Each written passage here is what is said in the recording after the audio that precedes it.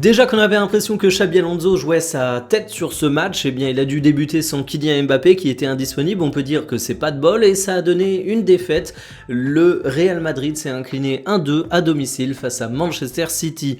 Voici les compositions et t'as donc dû trouver des remplaçants, Gonzalo Garcia et Rodrigo. Le premier a été un peu court physiquement mais valeureux dans l'effort, il aura guère apporté plus, mais alors par contre le second, Rodrigo, c'est sans doute le madrilène du soir, il est évidemment buteur mais il a également fait les différences.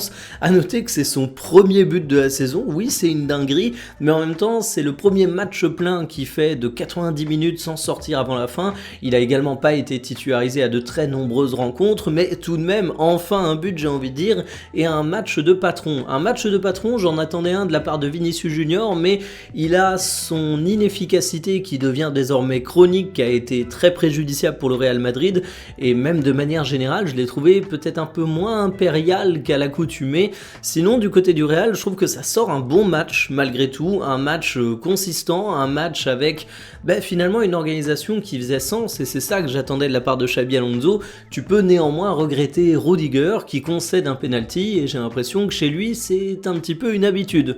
Sur les statistiques de la rencontre, eh bien on voit que c'est plus équilibré que ce à quoi on pouvait s'attendre. Alors évidemment Manchester City a 2,6 buts attendus, le Real 1,5, donc franchement City mérite sa victoire, mais de toute façon City a été largement supérieur, notamment au milieu de terrain. Certes on a Foden qui rate son match, mais le meilleur espagnol de la rencontre, il n'était pas du côté de l'équipe espagnole, il était du côté de l'équipe anglaise avec Nico Gonzalez. J'ai également beaucoup aimé O'Reilly.